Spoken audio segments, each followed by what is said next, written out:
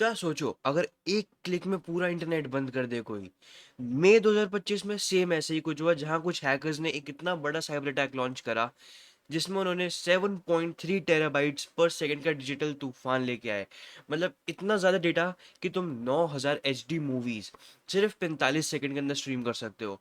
और सबसे crazy crazy part, ज़्यादातर लोगों को पता भी नहीं चला कि वो इस अटैक के कितने करीब आ चुके थे। तो मैं हूँ आकांक्ष और तुम देख रहे हो हैक शस्त्र।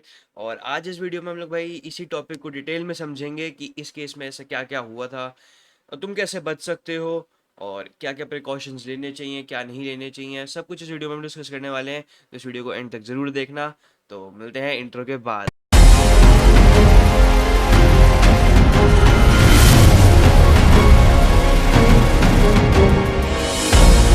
तो डीडीओस अटैक होता क्या है?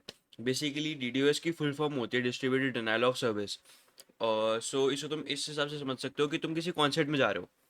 अब तुम उस कॉन्सर्ट में पहुंचे, तुमने देखा कि भाई वहाँ पे जो एक गेट है वहाँ पे 1 लाख लोग आ चुके हैं, जाम लग चुका है।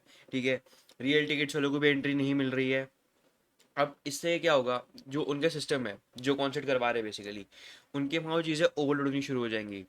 तो सेम चीज़ होती है यार हमारे इंटरनेट की दुनिया में भी।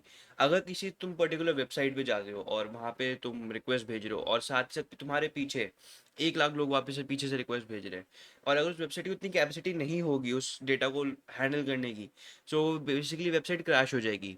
एंड इसी को ही हम बोलते हैं भाई डीडीओएस अटैक। बस यार सबसे डरावनी बात यह है कि ये अटैक्स इवॉल्व कैसे हो गए हैं। मतलब पहले तो भाई दादी के पीसी पे स्पैम मेल भेजते थे और भाई आज ये तो इनके कंट्रोल में, तो भाई तुम्हारा स्मार्ट टीवी, कैमरा, फ्रिज, भाई सब कुछ आगे कंट्रोल में हो सकता है। और यार 7.3 TBPS यूज़ करता था एक बॉटनेट, यानी 1,22,000 डिवाइसेस हाईजैक्ड डिवाइसेस एक ही गैंग में। और यार अब ये सिर्फ घर के लैपटॉप्स नहीं, डेटा सेंटर्स के पावरफुल सर्वर तक यूज़ करते होते हैं। और यार ये अब बात पहुंच चुकी है पॉलिटिक्स तक। मतलब इलेक्शन ईयर में डीडीओएस अटैक्स भाई स्पाइक हो जाते हैं।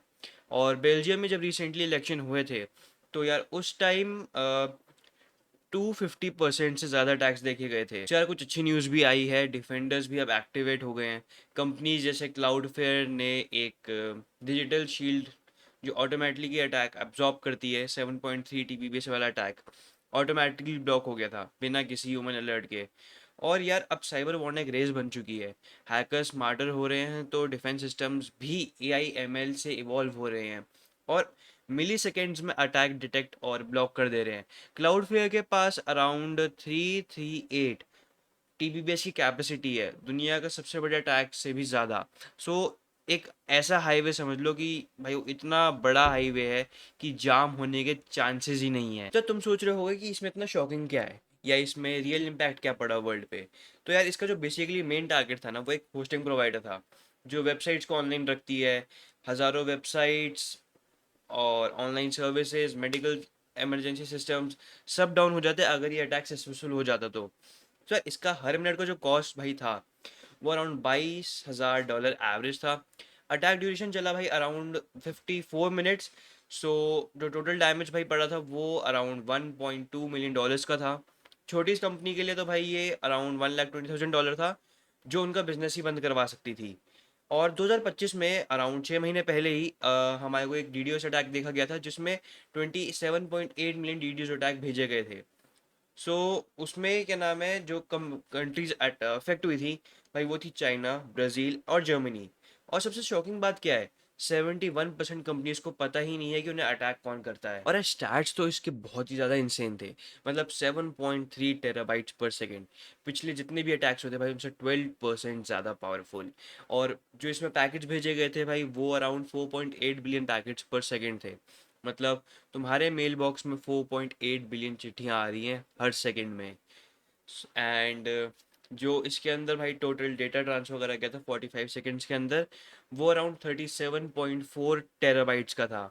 मतलब 1870 डिवाइसेस अप्रॉक्स तुम्हारे फुल हो जाएंगी।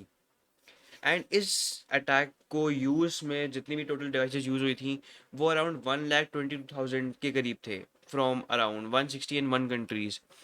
सो यार ये कोई छोटा मोटा बेसमेंट वाला हैकर नहीं था, ये एक proper global coordinated digital cyber attack था जो पिछले बाकी अटैक्स के भाई मुकाबले थोड़ा सा कमज़ोर, मतलब ये ज़्यादा पावरफुल था पिछले अटैक्स भाई इसके सामने तो लिटरली बच्चे लग रहे हैं। तो तुम सोच रहे होगे कि ये मेरा क्या ही लेके जाता, अगर हॉस्पिटल पे अटैक हो जाता तो इमरजेंसी सिस्टम्स फेल हो जाते, बैंकिंग पे अटैक होता तो तुम्हारे पैसों तक का तुम्हें एक्सेस नहीं मिल पाता, या अगर गवर्नमेंट की साइट डाउन हो जाती तो लाइसेंस रिन्यूअल या टैक्स फिलिंग सब रुक जाती।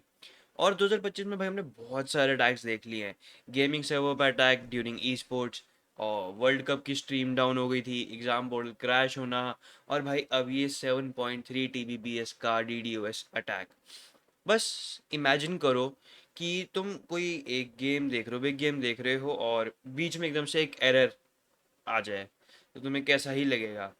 और यार सबसे खौफनाक बात यह है कि अब DDoS अटैक कुछ लॉन्च करना इजी हो गया है, और अब तो यार बहुत सी वेबसाइट्स भी बन चुकी है, वहाँ पे जाओ तुम अपना कार्ड स्वाइप करो और पूरी साइट क्रैश करवा दो। तो यार अब तुम एक डिजिटल वॉरफेयर रेंट पे भी ले सकते हो। तो यार 7.3 TBPS वाला अटैक तो एक वार्निंग था, हमें दिख गया है कि इंटरनेट को कैसे वेपन बना सकते हैं या उसे कैसे डिफेंड कर सकते हैं अगर हम रेडी रहें तो। और बिजनेसेस के लिए यार अब DDoS प्रोटेक्शन ऑप्शन नहीं, ज़रूरत बन चुकी है।